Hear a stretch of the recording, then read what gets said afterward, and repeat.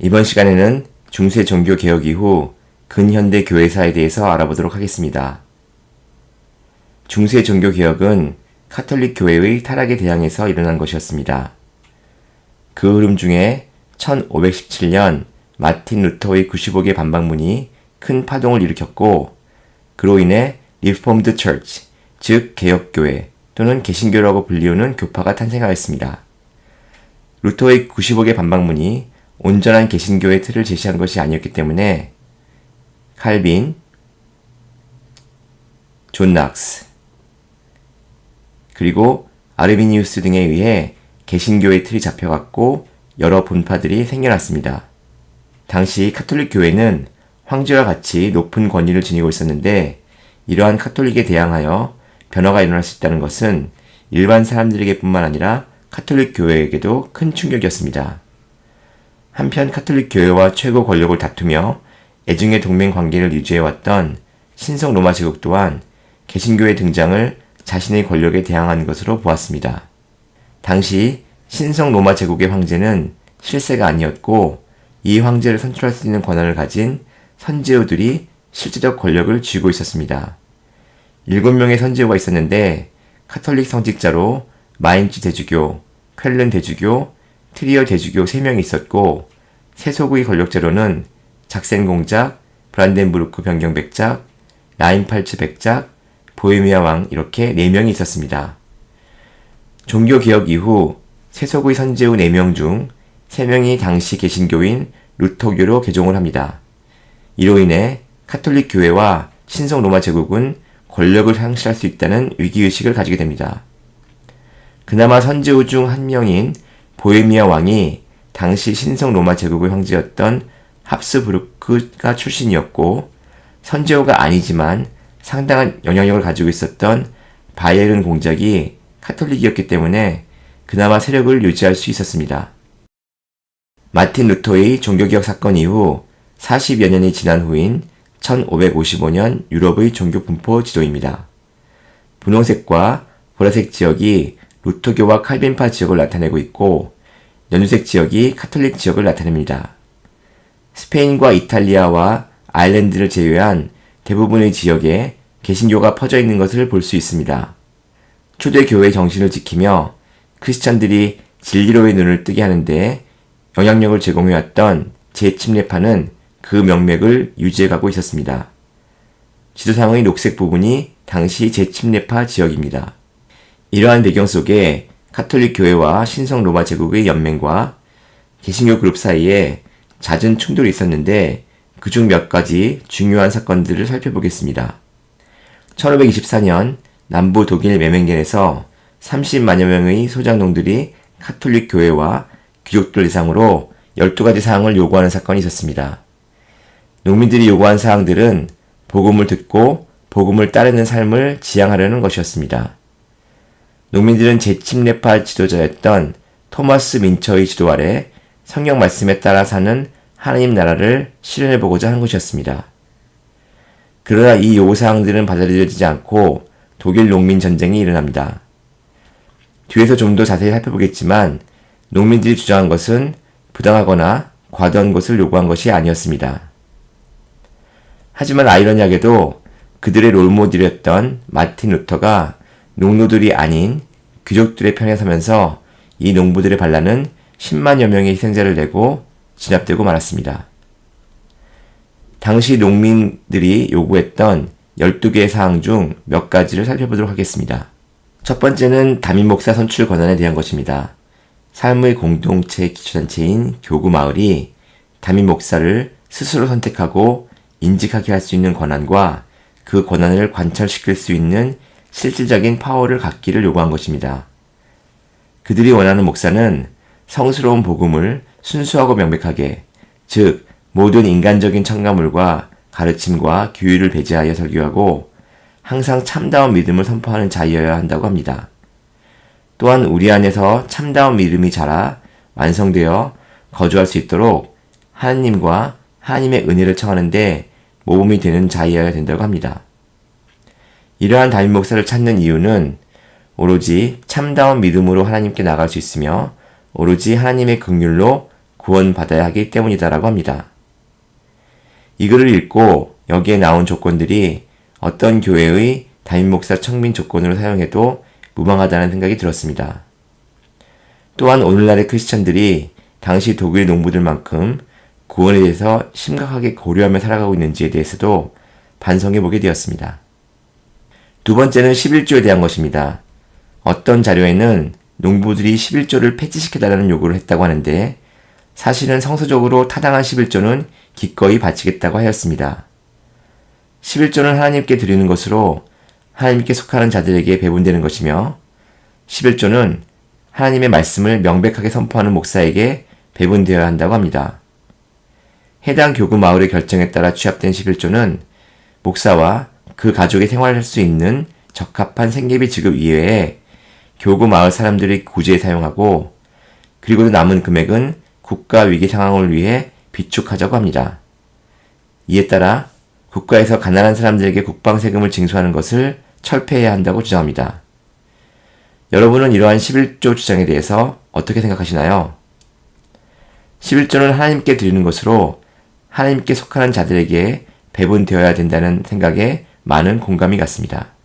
다음은 1529년 스위스에서 일어난 카톨릭과 개신교 간의 충돌입니다. 카펠 전쟁은 스위스 연방 내 루체른, 우리, 슈비츠, 운토발덴, 슈크 등 5개의 카톨릭 주들이 오스트리아와 동맹을 맺고 공동 지배 지역인 취리히에서 개신교가 확산되는 것을 막으려는 것에서 시작됩니다.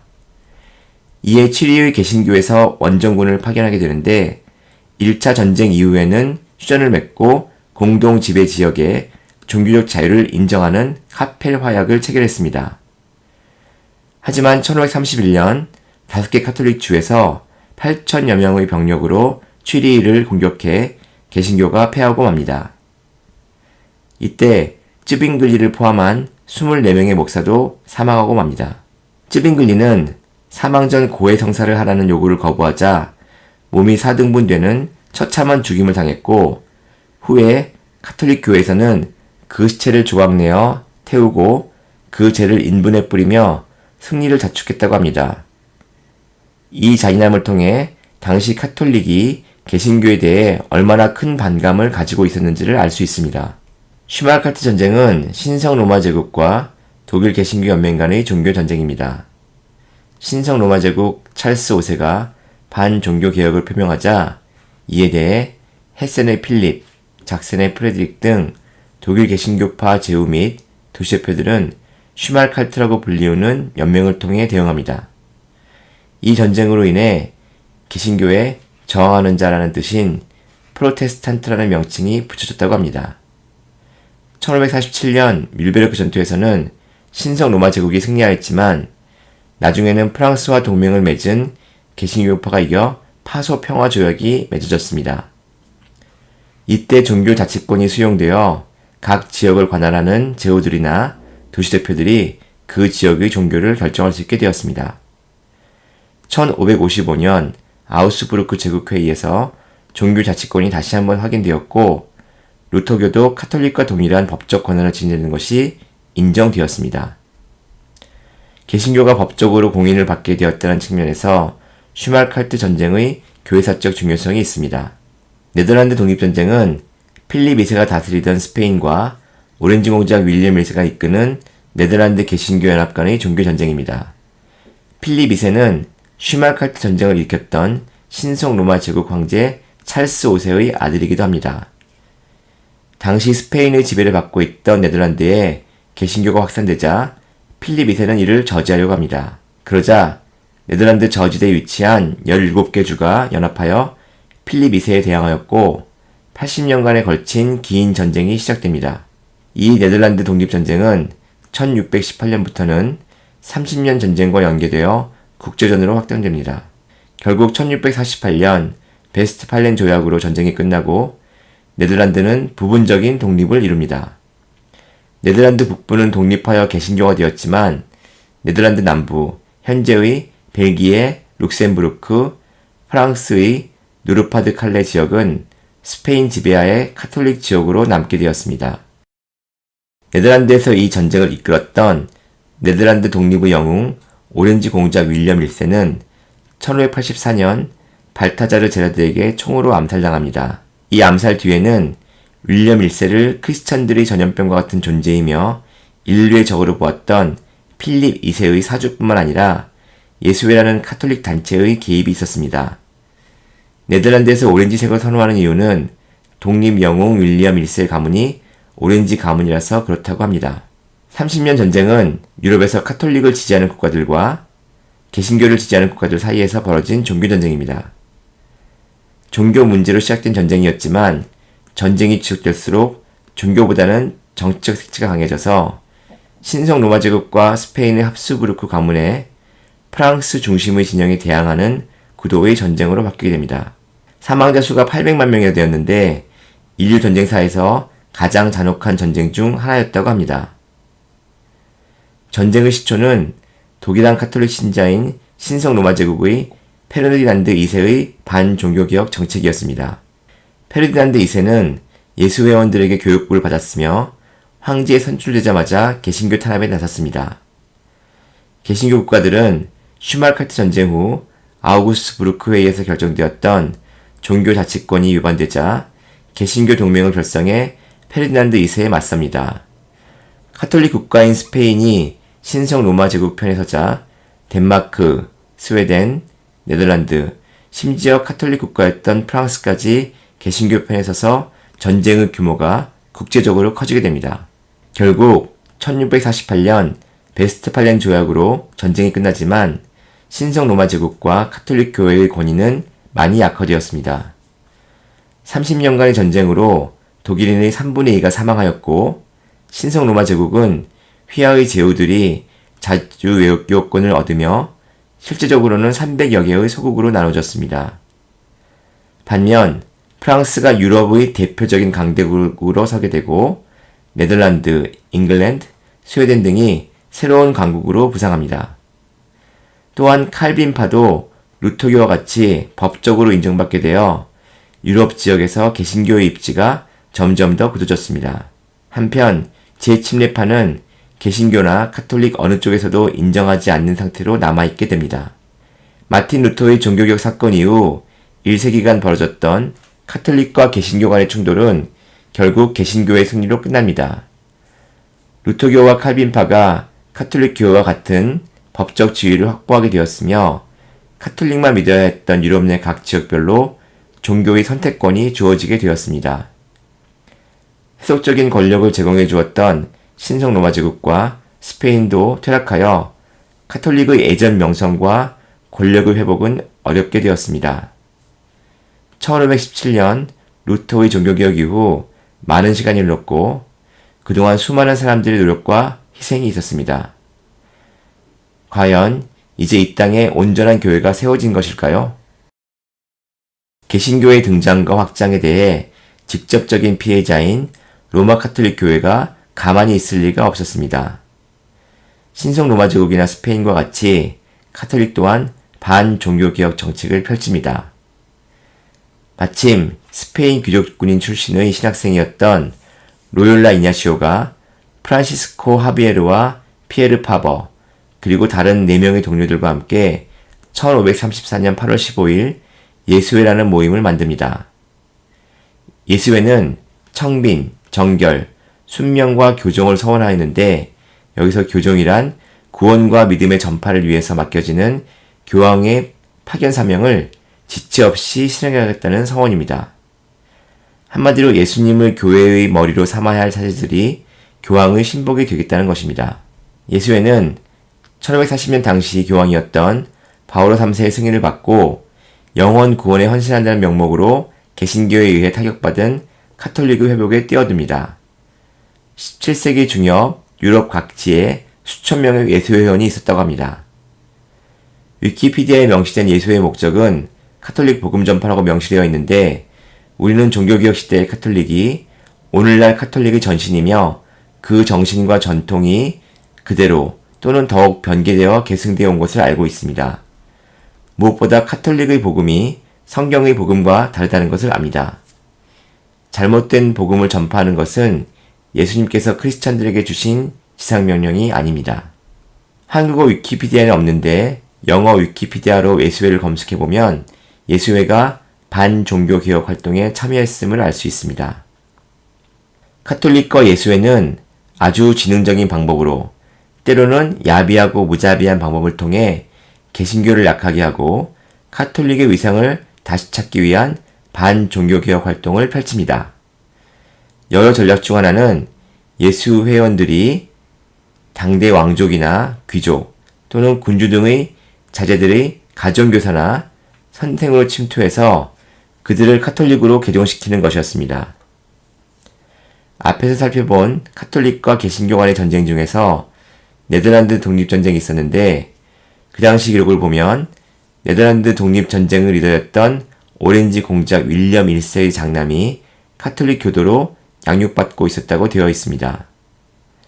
윌리엄 1세의 개신교 운동을 저지하기 위해 그의 장남을 유교해서 다시 만나지 못하게 했다고 합니다. 예수회가 벌인 일일 것입니다. 그럼에도 윌리엄 1세가 개신교 국가로서의 독립을 포기하지 않자 암살하고 마는데 윌리엄 1세를 암살한 발타자르 제라드도 예수회의 지시에 따라 암살 계획을 짠 것이었다고 합니다.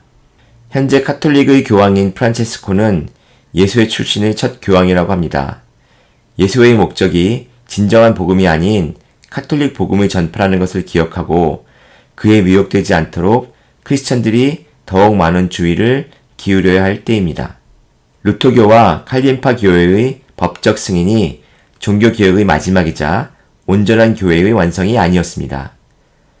개신교 내에서도 불완전한 개혁으로 인한 실망과 교리의 차이 등으로 지속적인 개혁 및 분파가 일어납니다.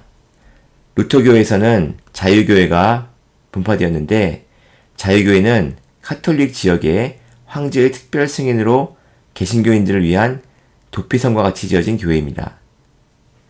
제7매파 등의 영향을 받은 스위스 종교개혁교회에서는 네덜란드 개혁교회, 스코틀랜드 장로교회 등이 생겨났습니다.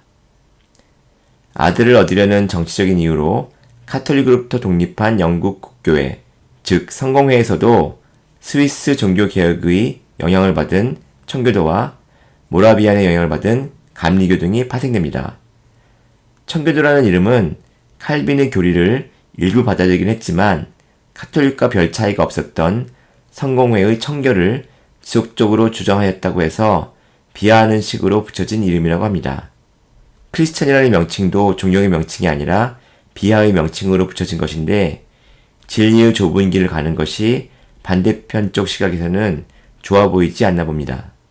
영국 청교도에서는 조합교회 또는 분리교회라고도 불리우는 회중교회와 침례교회 분파가 나오게 되는데 침례교회는 제7매파 중 하나인 메노나이트의 영향을 받아 헬위스가 창립한 것입니다.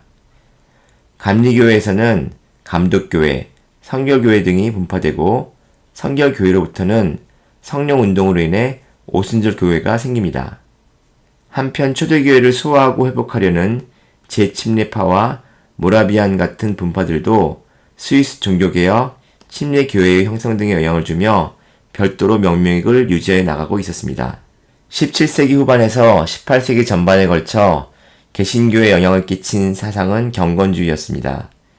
이는 독일 루터 교회에서 시작되어 당시 개신교에 전반적으로 퍼진 신앙운동으로 개신교가 카톨릭의 전통을 밟아 제도 중심화 또는 교리 중심화 되어가는 것에 대한 반발로 일어난 것이었습니다. 30년 전쟁의 비참한 체험에서 발생한 죄의식도 진정한 신앙을 찾고자 하는 마음을 가지게 하였습니다.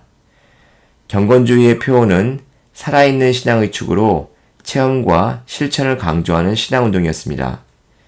비록 마틴 루터의 종교개혁같이 크게 홍보되지는 않았지만 18세기와 19세기 영적 강성 운동 및 부흥운동의 발판이 된 사상이었습니다. 프랑스 사제 출신으로 경건한 삶을 강조했던 라바디라는 사람이 있었는데 그의 제자 스페너가 경건주의의 창시자이며 고아사역뿐만 아니라 할례 학교를 통해 교육사역을 한 프랑케, 헤르누트에서 모라비안들에게 삶의 터전을 제공했던 진젠도르프, 그리고 모라비안의 영향을 받아 감리교단을 형성한 존 웨슬리 등이 경건주의의 대표적 인물들입니다. 근대 교회사는 경건주의로 대표됩니다. 모라비안 운동도 이때 발생합니다. 앞에 살펴본 스페너, 프랑케, 진젠도르프, 존 웨슬리 외에도 조나단 에드워즈나 조지 휘필드도 경건주의 관련 주요 인물들입니다. 이들에 대해서는 대각성 운동에서 살펴보도록 하겠습니다. 산업혁명으로 1차 산업에서 2차 산업으로의 전환기에 있었던 영국에 프랑스 혁명과 같은 폭동이 없었던 이유는 존 웨슬리 등 경건주의자들이 구제 등을 통해 신앙을 실천했기 때문이라고 합니다. 경건주의는 마틴 루터의 종교개혁처럼 떠들썩하진 않았지만 당시 개신교와 사회 저변에 흐르며 한 국가의 유혈 사태까지 막아내는 선한 영향력을 끼쳤던 것입니다. 교계의 경건주의가 퍼지고 있을 때 세상에는 그에 대응하여 계몽주의와 합리주의가 등장합니다. 이 사상들은 명예혁명, 산업혁명 등과 같은 중요한 역사적 사건들의 배경이 되기도 하며 일루미나트의 창설이나 자유주의 신학의 등장에도 영향을 줍니다. 자유주의 신학은 하나님의 말씀, 즉 절대적인 진리를 부정하고 인간의 이성이나 경험, 정황에 중심을 두는 신앙입니다. 자유주의 신학은 하나님은 죽었다라고 주장하는 사신신학, 보편적 윤리 규범이 아닌 개인이 처한 구체적 상황에 따라 윤리적 당위를 판단하는 상황윤리, 가난하고 억압받는 자들의 입장에서 교리를 해석하고 교회의 사회 참여를 강조하는 해방신학 등으로 발전합니다. 자유주의 신학에 대해서 좀 더 살펴보겠습니다. 자유주의 신학은 슐라이에르 마허의 신학과 해결 철학에서 비롯되었는데 이 신학이 올바르지 않다는 것은 성경의 권위를 부인한다는 것 한 가지의 사실로도 알 수 있습니다. 주요 자유주의 신학자로는 불트만, 폴 틸리히, 보네퍼, 칼 바르트 등이 있으며 이 중 칼 바르트는 신학 세계에서 루터와 칼빈에 이은 최대의 개신교 신학자로 인정받는다고 합니다. 하나님의 말씀이 담긴 성경 자체를 부인하는데 왜 자유주의파가 개신교의 한 부파로 여겨지며 이 분파의 신학자가 루터나 칼빈과 같은 신학자와 비교되는지 모르겠습니다. 경건주의를 통한 개신교의 선한 영향력이 계몽주의와 합리주의에 의해 무뎌질 쯤에 하나님께서 또 예비하셨던 역사가 있었으니 다름 아닌 대각성 운동과 오순절 운동, 그리고 세대주의의 등장이었습니다. 이에 대한 사탄의 반격은 인류에 끼친 3대 악영향 중 하나인 다윈의 진화론을 탄생시킨 것과 자유주의 신학을 등장시킨 것이었습니다. 대각성 운동은 신대륙인 미국에서 일어난 신앙에 대한 반성과 회개 운동이었습니다. 청교도들은 신앙의 자유를 찾기 위해 자신의 삶의 터전을 버리고 황무지와도 같은 신대륙으로 이주하였습니다. 좌측 지도의 노란 부분이 당시 뉴 잉글랜드 식민지로 오늘날 메인, 뉴햄프셔, 버먼트, 매사추세츠, 코네티컷, 로드 아일랜드 등 6개 주가 걸친 지역입니다.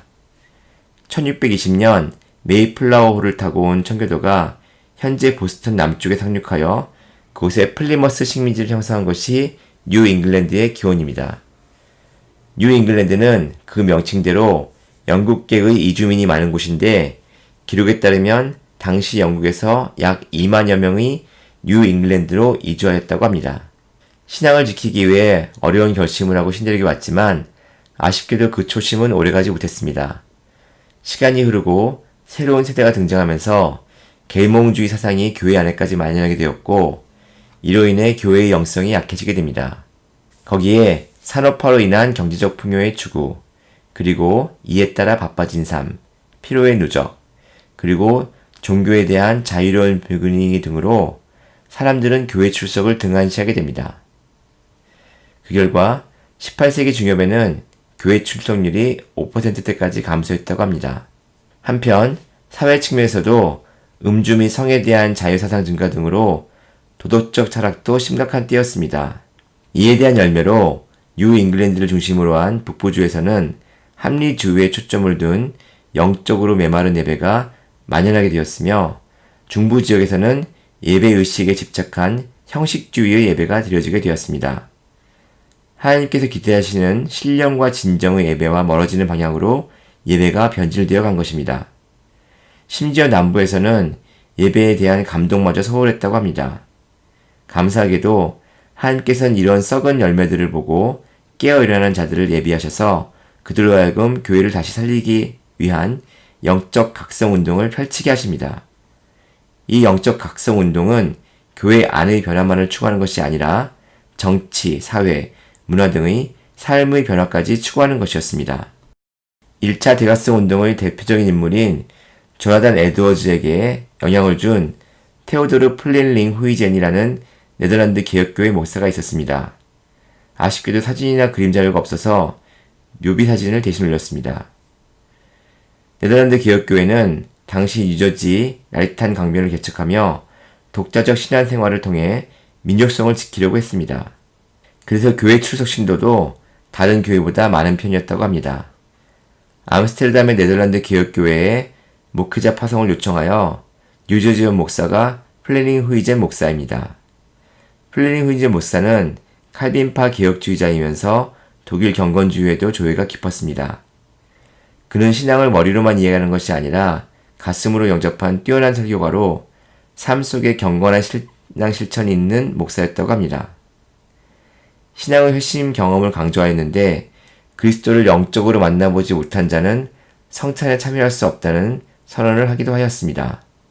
1719년 뉴저지 레이탄 계곡에서 시작한 1년의 부흥회로 여러 교회에서 초청을 받는 순회 전도를 하게 되었으며 그때 조나단 에드워즈가 영향을 받았다고 합니다.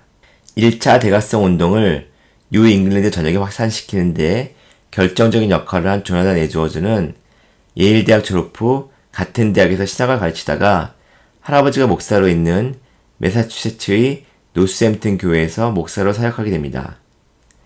회심을 강조한 조나단 에드워즈는 1741년 분노한 신의 손에 놓인 죄인들이라는 대표적 설교 및 저서 등을 통해 청교도주의를 부흥시켰습니다. 청교도 정신을 통해 식민지 거주민들의 정신적 연대가 구축되었고 이는 1775년 미국 독립전쟁의 발판이 됩니다.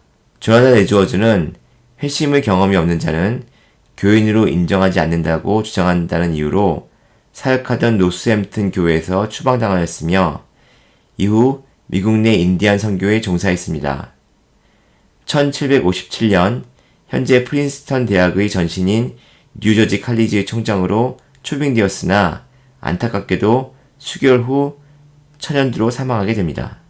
영국 글로체스터에 있는 여인숙집의 5번째 아들로 태어난 조지 필드는 수살 때 과부가 된 어머니 밑에서 자라며 불우한 생활을 하였는데 연기에 재능이 있어서 연극 배우를 꿈꾸었다고 합니다. 봉사 아르바이트를 하며 학비를 면제받아 옥스포드 대학에서 수학하였는데 이때 존 웨슬리와 찰스 웨슬리 형제들을 만나 홀리 클럽이라는 모임을 만들어 감리교 운동을 주도하기도 했습니다. 대학 재학 시 중병을 앓다가 회복하는 신비적인 체험을 하고 헨리 스코갈의 인간 영혼 안의 하나님의 삶이라는 책을 읽고 회심하여 22세에 목사 안수를 받고 특정 교회에 속하지 않고 순회하는 설교가로 활동하게 됩니다. 연기 재능을 바탕으로 감성적이며 호소력 있는 설교로 많은 사람들을 그리스도께로 인도했다고 하는데 목청도 커서 확성기 없이 6만여 명을 대상으로 설교를 하기도 했다고 합니다. 사역기간 동안 약 18,000회의 설교로 1천만 명이 넘는 이들에게 복음을 전했다고 하는데 영국보다 미국에서 많은 활동을 했다고 합니다. 미국의 영국 식민 도시에서 복음을 전하며 1차 대각성 운동에 크게 기여하였습니다. 녹수로 없어지느니 차라리 닳아서 없어지는 것이 낫다라는 말을 남긴 그는 결국 미국 순회 설교 중 과로로 사망하게 됩니다. 대각성 운동은 1차 운동 이후 2차에서 3차 또는 4차까지 발생합니다. 2차 대각성 운동 또한 1차와 유사하게 뉴 잉글랜드의 회중교회에서 시작되었는데 장로교, 감리교, 침례교 등 교단과 교파를 초월하여 참된 연합을 이루었다는 점이 특징입니다. 교회 내 신학뿐만 아니라 도덕생활의 확립, 애국심 강화, 노예제도 폐지 등 사회적으로도 영향력을 끼쳤습니다. 3차 대각성 운동의 특징은 해외 선교의 활성화였습니다. 이때 한국에도 선교사가 파견됩니다. 4차 대각성 운동을 제시하는 자료도 있는데 이는 미국 남부 출신 부흥운동자인 빌리 그레엄이나 오랄 로버츠 등이 활동했던 시기라고 합니다. 빌리 그레엄이나 오랄 로버츠를 프리메이슨 목사로 보는 시각이 있기 때문에 4차 대각성 운동은 잘 언급되지 않는 것 같습니다. 오순절 운동은 초대교회의 오순절 성령의 역사가 후대에도 동일하게 내려온다고 주장하는 성결교회의 한 분파입니다. 성결교회에서 내세우는 중생, 성결, 신유, 제림의 사중복음이 있는데 이 중에서 성결을 성령 충만과 축복으로 대체한 오중복음을 강조하며 별도의 분파로 독립합니다. 오순절 운동의 구원론은 삼중 구원을 주장하는데 이는 영혼의 구원뿐만 아니라 질병으로부터의 구원과 죄악으로부터의 해방을 포함하고 있습니다. 이를 전인 구원설이라고 하는데 하나님의 선의 영역 안에 있다면 영혼뿐만 아니라 질병이나 죄로부터도 격리되어야 한다는 주장입니다. 성령 세례를 강조하는 오순절파는 성령 세례는 예수를 믿을 때 같이 주어진다는 개혁교회의 주장과는 달리 중생 후 성령 은사가 나타나야 성령 세례를 받은 것으로 인정합니다. 오순절파가 아닌 교회에서도 성령 운동이 일어나는데 이를 별도로 은사주의라고 부릅니다. 오순절 운동은 1901년 1월 1일 파암 목사가 세운 캔사스 토페카의 베델 성경학교에서 시작됩니다. 그들은 금식철의 기도 중 마가의 다락방에서 일어난 사건같이 머리 위에 불의 혀같이 갈라지는 것이 나타나는 것과 그들 중 12명이 방언을 말하는 것을 보고 성령 은사에 대한 체험을 합니다. 이들은 사도행전 1장 8절 오직 성령이 너희에게 임하시면 너희가 권능을 받고 예루살렘과 온 유대와 사마리아와 땅끝까지 이르러 내 증인이 되리라 는 말씀을 듣고 전도 및 선교에 힘씁니다. 이후 1902년 토레이 박사를 통해 호주에서도 오순절 부흥운동이 일어났으며 이는 영국의 웨일즈, 인도의 묵티, 그리고 LA의 아주사 부흥 등으로 이루어집니다. LA 아주사 부흥은 파암 목사의 가르침을 받은 흑인 윌리엄 시모어를 통해 일어납니다. 당시 윌리엄 시모어 목사는 인종차별 문제로 교실에 들어오지 못하고 복도에서 설교나 수업을 들었다고 합니다. 인종차별로 백인과 흑인이 같은 교회를 섬긴다든지 여성이 교회에서 봉사나 사역활동을 하는 것이 금기되었던 시기였는데 성령운동으로 이에 대한 금기가 사라지기 시작했습니다. 오른쪽 사진은 시모 목사가 사역하던 하도적 믿음교회 리더들의 사진인데 사진을 보면 흑백과 남녀 간의 차별이 없음을 알 수 있습니다. 윌리엄 시모 교회를 기반으로 하는 하나님의 교회 교단이 생겼고 앵글로색슨족인 파암 목사를 통한 오순절 운동에서는 하나님의 성회라는 교단이 세워졌습니다. 한국의 대표적 오순절 교회인 순복음교회는 하나님의 성회 소속입니다. 2016년 LA 콜리시움에서 아주사 나우라는 연합중보기도회가 열렸습니다. 1906년 LA 아주사에서 일어났던 오순절 운동의 110주년을 기념하는 행사로 더 콜이라는 기도운동 단체가 주최했습니다. 개최 장소인 콜리시움은 1963년 프리메이슨 목사라는 빌리 그레엄과 오랄 로버츠 등이 4차 대각성 운동을 벌였던 장소이기도 합니다. 아주사 오순절 운동을 기념한다고는 하지만 그곳에서 벌어진 것은 성령 운동이라고 하기에는 의문점이 많았습니다. 카톨릭 등 타 신앙과의 화합을 구하였으며 오순절 교회 루이 잉글이라는 목사는 카톨릭 신부의 발에 입을 맞추는 행위를 하기도 합니다.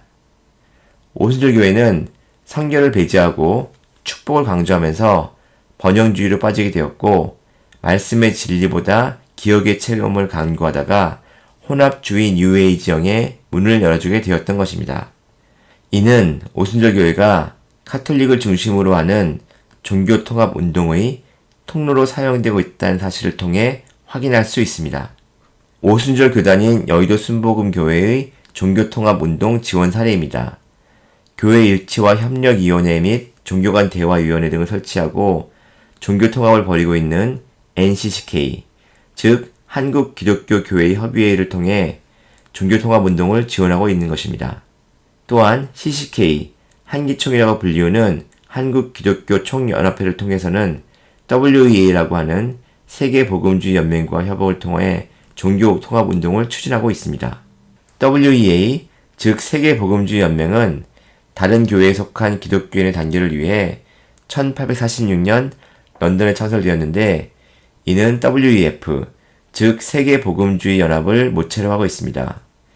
WEF의 첫 모임은 1846년 프리메이슨의 본부인 영국 그랜드 라치 프리메이슨 홀에서 열렸습니다.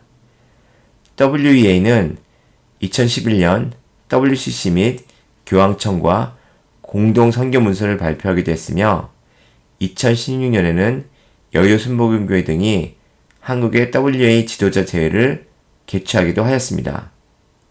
마지막으로 세대주의에 대해 알아보겠습니다. 세대주의의 영어 표현은 dispensationalism인데 여기서 dispensation이라는 말은 분배하다, 나누다라는 영어 동사 dispense의 명사형이기도 하지만 신학적 용어로는 역사의 특정 기간에 만연하는 신이 정한 체계라는 뜻을 가지고 있습니다. 이와 가장 유사한 한글 단어로는 경륜을 들 수 있는데 경륜이란 일정한 포부를 가지고 일을 조직적으로 계획하는 것 또는 세상을 다스림을 뜻합니다. 따라서 세대주의란 하나님께서 그분의 목표를 달성하기 위하여 시대별로 계획을 세우시고 행하신다는 것을 믿는 사상이라고 할 수 있겠습니다. 성경에 나타난 하나님의 경륜 사례를 살펴보겠습니다. 성경의 하나님은 구약의 하나님과 신약의 하나님이 동일하신 분이지만 구원의 경륜에 있어서는 구약시대의 하나님의 구원 계획이나 세상이 신약시대의 그것과는 다르다는 것입니다. 구약이 언약을 맺은 아브라함과 이스라엘 민족을 대상으로 한 구원 계획을 기록했다면 신약에서는 이방인을 위한 구원 계획을 말씀하신다는 것입니다. 그래서 구약의 마지막을 말라기로 보는 것이 아니라 마태복음 27장, 마가복음 15장, 누가복음 23장, 요한복음 19장의 예수님의 십자가 희생까지로 봅니다. 또 다른 하나님의 경륜의 예를 들면 구약시대에는 생후 8일 만에 할례를 행해야 하며 안식일을 어기면 죽어야 하고 하나님의 영은 성전에만 거한다고 되어 있지만 신약시대의 하나님의 경륜에는 이러한 것들이 바뀝니다. 할례가 구원의 필수 조건이 아니며 예수님께서는 안식일에 하나님 아버지께서 일하시니 자신도 일한다고 하십니다. 성전은 건물이 아니라 성령을 받은 각 개인이 성전이 되는 것입니다. 예수님 십자가 사건 때 성전의 휘장이 찢어진 것도 그런 이유에서입니다. 세대주의는 성경의 지나친 확대 해석을 지향하고 성경을 기록된 대로 읽고 믿으라고 합니다. 예를 들면 성경의 이스라엘은 실제 이스라엘 혈통의 민족을 뜻하는 것이지 교회가 영적으로 이스라엘을 대체했다는 대체 신학의 해석은 하지 않습니다. 또 다른 예를 들면 요한계시록 7장의 이스라엘 지파별 1만 2천 명씩 총 14만 4천 명의 인침을 받는다는 기록에 대한 것입니다. 어떤 교파에서는 그 14만 4천 명이 자기 교파를 통해 구원받은 성도들이라고 주장하며 이스라엘의 12지파 이름을 따 구역을 나누고 관할하고 있기까지 하지만 세대주의에서는 문자대로 14만 4천 명이 이스라엘의 12지파를 나타내는 것으로 믿고 있습니다. 또 다른 예를 들어보면 예수님께서 무리를 걸으시고 죽은 나사로를 살리시고 부활하신 것들을 기록된 대로 믿는 것이며 자유주의 신학처럼 과학적으로 증명되지 않기 때문에 기록의 오류다, 실제로 죽지 않았다 등을 주장하는 것에 대해 반대하는 것입니다.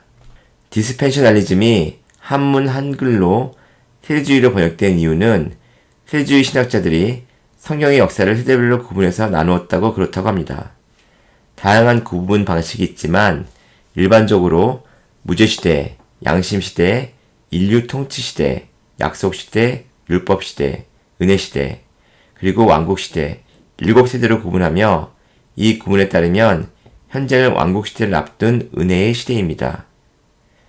세대주의라는 한글 명칭 때문에 단순히 성경을 세대별로 구분해서 본다는 것으로 세대주의를 평가하기보다는 하나님의 말씀을 성경에 기록된 대로 이해하고 믿으려는 분파이며 그러다 보니 하나님의 경륜에 따라 세대를 구분해서 보기도 하는 분파라고 이해하는 것이 옳은 것 같습니다. 세대주의는 1825년 아일랜드 더블린에서 열린 성경 공부 모임에서 시작되었습니다. 그로우브스 다비 등 7명의 형제들이 모여 성경 공부를 하던 중 당시 영국 국교회가 지나친 교파주의와 형식주의에 빠져 있으며 이로 인해 신앙생활과 예배가 초대교회의 모습과는 동떨어져 있다는 것을 깨달았습니다. 그들은 형제단이라는 모임을 만들어 초대교회의 회복과 이로 인한 영적 성장을 추구하는 운동을 펼치는데 1831년 영국 플리머스에 본부를 두면서 플리머스 형제단이라는 이름을 갖게 됩니다. 초대교회의 원형을 복구하기 위해서 실천한 사항들 중 몇 가지를 살펴보면 우선은 아무나 신자로 인정하는 것이 아니라 하나님 앞에서 죄인임을 깨닫고 예수 그리스도의 보혈을 의뢰하는 자만 성도로 영접하고 침례를 준 것입니다. 이에 대한 의견이 갈라져 다비를 중심으로 한 배타적인 형제단과 개방적인 형제단으로 나뉘는 일까지 발생합니다. 이는 교회의 문턱을 높였다기보다는 크리스천의 영적 거룩함에 대한 조건과 자격을 높인 것이었습니다. 교회가 세속화되면서 발생한 계급주의와 교단도 철폐하였습니다. 목사는 은사를 지닌 성도가 어떤 직급을 갖지 않고 섬기는 것이었으며 교단이 아닌 각 개별 교회가 하나님 앞에 온전히 서는 책임을 가졌습니다. 헌금은 의무가 아닌 감사하는 마음으로 하는 무기명 헌금이었으며 성찬 예배는 정해진 순서에 의해서 진행되는 형식적인 예배가 아니라 성령님의 인도하심에 따라 찬양과 기도를 드리며 자발적으로 참여하는 것이었습니다. 성공회 목사 출신으로 창립 7인 중 한 명이었던 존 넬슨 다비가 대표적인 세대주의 사역자입니다. 그는 세대주의 이론을 세우는 역할을 하였습니다. 그 밖의 대표적인 인물로는 창립 7인 중 한 명으로 치과의사 출신이며 인도 선교 사역을 한 안토니 그로우브스, 그리고 그로우브스의 여동생과 결혼하였으며 기도를 통해 고아 사역을 하면서 5만 번 이상의 기도 응답을 받은 조지 밀러, 평신도 설교자로 무디 성경 학교를 세운 D.L. 무디, 변호사 출신으로 39살에 회심하여 목회를 시작하고 주석 성경을 펴낸 스코필드 등이 있습니다. 세대주의는 개신교단에서 이단으로 여겨져서 현재 아주 소수의 교회만이 존재합니다. 일반 개신교에서 조지 밀러나 D.L. 무디를 존경해야 하는 사역자들로 자주 소개하는데 이는 모순적 행태입니다. 여기까지 중세 종교개혁 이후 근현대 교회사까지 살펴보았습니다.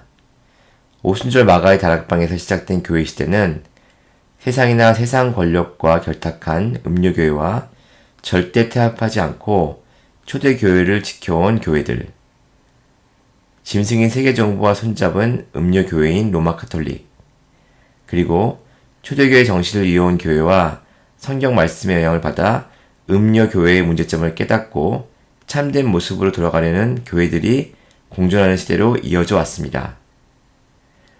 음료교회와 짐승의 연합은 종교재판 등으로 참된 교회들을 핍박하고 하나님을 부정하는 르네상스나 인문주의 등의 세상을 퍼뜨리면서 이 세상을 하나님과 멀어지게 하려고 했습니다.